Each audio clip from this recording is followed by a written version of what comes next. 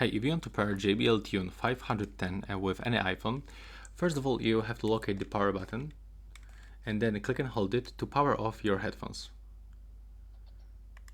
Then you have to click and hold this button one more time and hold it until this indicator starts blinking blue. There we go, now we are in the pairing mode.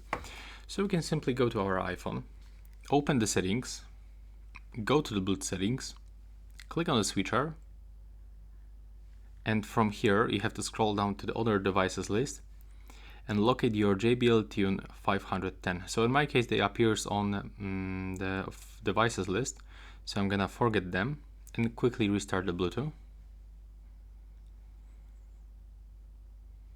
Now just wait until they appears, select them from the list,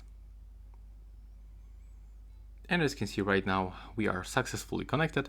And if you want to connect them to any application, unfortunately they doesn't support the JBL headphones application. So right now please subscribe to my channel, and that's all, bye bye.